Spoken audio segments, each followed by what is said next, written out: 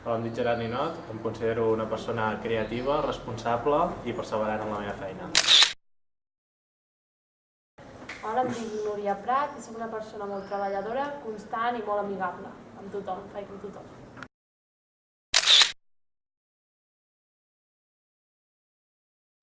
Hola, soc la Maria. Jo soc la Maria Mons. I ens considerem unes persones creatives, responsables I em treball en equip.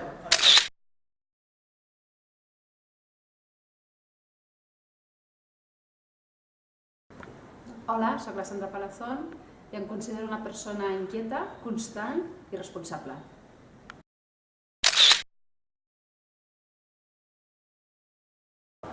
Hola, em dic Damián Vila, em considero una persona amb una gran capacitat de treball, constant i dinàmica.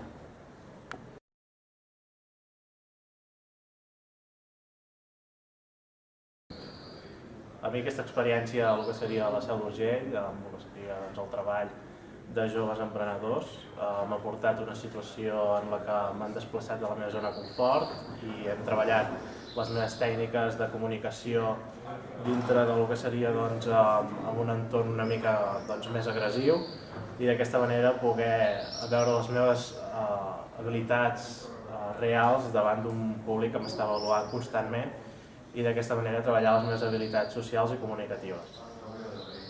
Jo recomano totalment que vinguin a la Seu perquè és una experiència increïble per tothom, que dona emocions, tristesa, por, però fas grans amics. De veritat, vinguin. Jo al principi em vaig ficar una mica nerviosa quan em van proposar vindre, però crec que ha sigut una experiència realment enriquidora i ho recomano al 100%. A nivell personal ha sigut molt gratificant.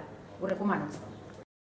Jo recomano molt aquesta experiència, ja que soc una persona molt vergonyosa i m'ha servit venir aquí a la Seu perquè m'ha servit a comunicar-me de cara al públic i tenir una altra experiència. I si ets una persona que treu el millor de si treballant sota pressió, ho recomano moltíssim perquè la veritat és que després estàs supersatisfet tu mateix.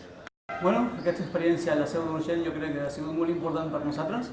Crec que l'hauria de fer tothom perquè arriben a un punt que et fiquen al límit i has de començar a entendre que pots donar una mica més. És aquest valor afegit que tenim a dintre i haurem de posar que tenim tots a fora.